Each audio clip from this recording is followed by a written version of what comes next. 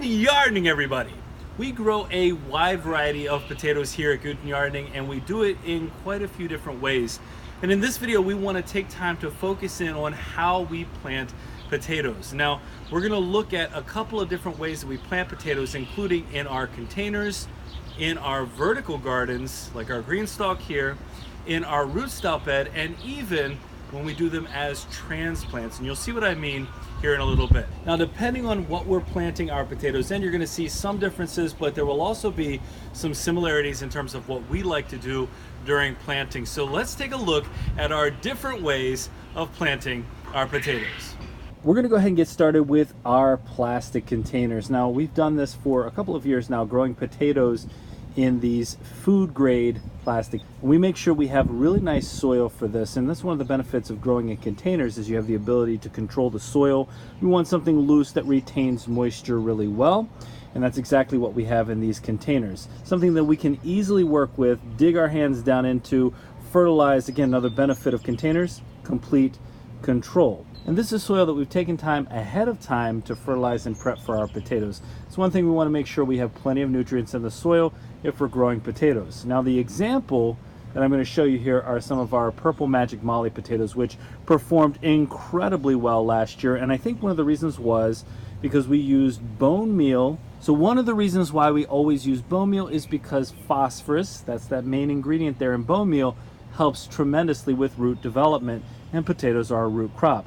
Now, in addition to that, we like to add our mycose mycorrhizal, and that is something that helps with the root development as well. It helps because it's giving the plants the opportunity to take in more of the nutrients more easily. And so anytime we plant potatoes, regardless of the method, we're going to add our mycose pure mycorrhizal inoculum to our soil mix. Now, if you're planting seed potatoes that are a little bit larger, it's perfectly fine to go ahead and cut them in half or even in quarters. Just make sure you give a couple of days for the potatoes themselves to scab over before you plant them in the ground. That's important because you don't want the potatoes to rot once you get them planted before they start to develop. Now, depending on the variety of potato and how long you've had it, the seed potatoes could have a different development stage in terms of the size of the sprouts or the size of the eyes as they start to sprout.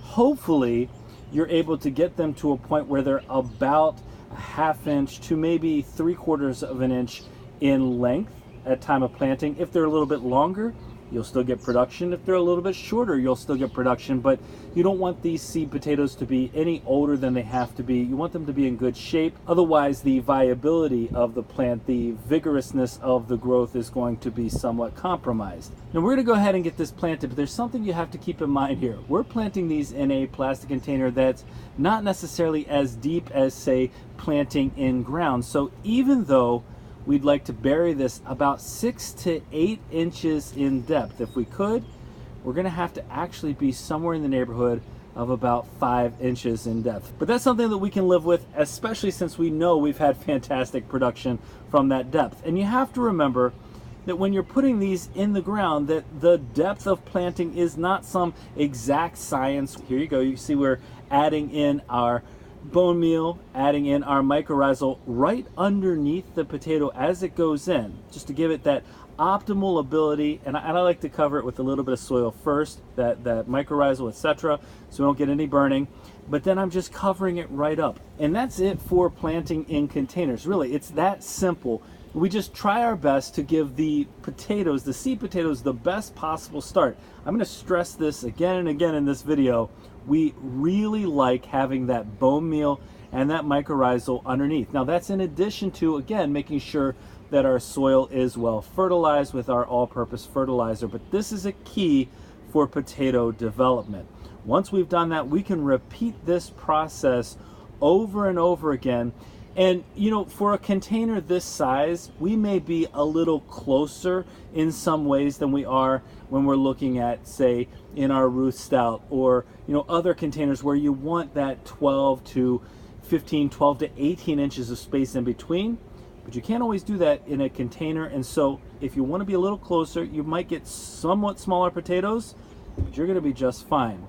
And I would say that our 40+ pound harvest out of just over 20 square feet proves that to be true. Now let's move on to a different type of container, and that's a vertical garden. This past season, we grew potatoes in our greenstalk vertical garden for the first time ever.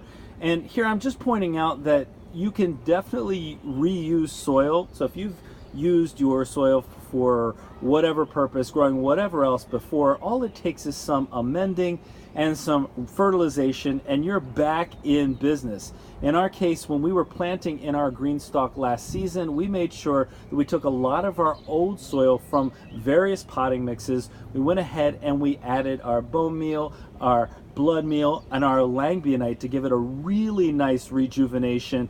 And then of course, we're coming back with our mycose mycorrhizal. So we're gonna have that bone meal and that mycose added right at the time of planting as well. But this is important to remember. There's no reason, unless there's some disease in your soil, to waste what you've used before. I mean, buying soil, buying compost, whatever it is, can be very expensive. So reuse as much as you can, and then you're gonna find, I think, that you're much better off. Now, with our greenstalk, this is the standard greenstalk. So we're talking about a 10-inch tier.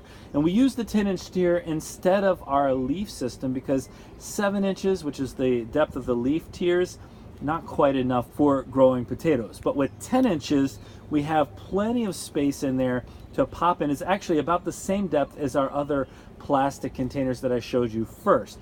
And so we can fill this up the whole way. Now, I could plant this a couple of different ways in terms of I could add part of the soil and then put the potatoes in, or as I did, I filled it up and then I moved and created a hole there.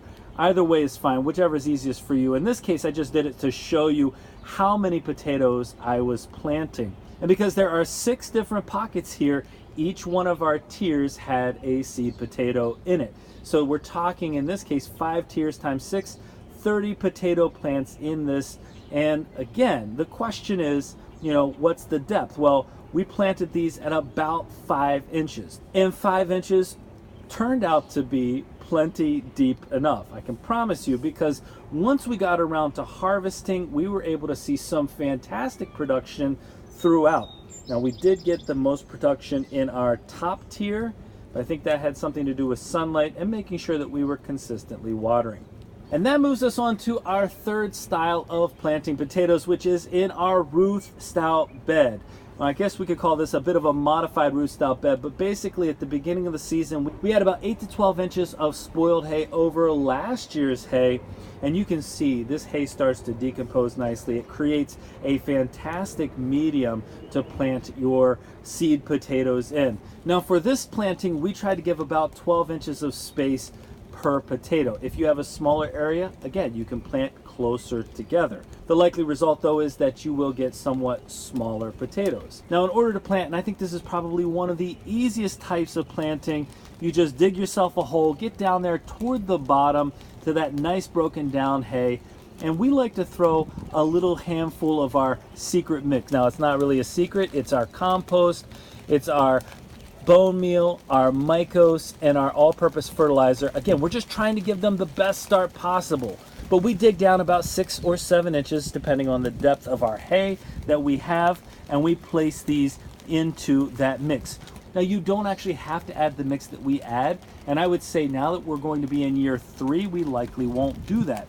But keeping the eyes up, we plant, we cover with hay, and again, we're looking to have about 12 to 14 inches of depth when it comes to our hay. Now, this fourth method is kind of a bonus for us because last season we had a whole bunch of volunteer potatoes pop up in our main garden where we had grown potatoes the previous season. And if you've ever had that happen, or you've seen that happen, there are a couple of things that you can do. You could leave them in place, which is not a problem at all because they will develop. But if they're in the way, which was our problem, they were where we wanted to plant our winter squash, what we decided to do was very simple. We carefully, and I'm going to stress this, we carefully dug those seed potatoes out so that we could transplant them. And so if you're careful, if you try and protect the roots, which you can do, I know it took a little bit of work, a little bit of effort to do it the right way, but if you protect the roots, you can pull these potatoes out And what we decided to do, and you can see one of them here, they are actually a pretty substantial potato, and it had plenty of roots growing already from it here. We can check that out. So you can see the plants forming on here already. So once you have carefully pulled that out, the next step for us was to transplant that into a grow bag. Now our grow bags were 3-gallon grow bags, and so they weren't all that big, but we followed the same process, planting them about 5 inches deep in that grow bag. Ended up putting 3 potatoes there, and the end result from this very simple planting, a way to not waste anything that pops up even, was that we got about 12 pounds of potatoes from that harvest. Now we have quite a few new to us varieties that we're going to be planting this year in all of these different methods, and a few more that we haven't shown you yet. Well, we hope you consider joining us, and certainly follow us along during this season of potato growing, because we're going to update you regularly on our progress. If you enjoyed this video and found it useful, don't forget to give us a like, leave us a comment, remember to share and subscribe. Most importantly, remember, when you're with us, you are good to grow.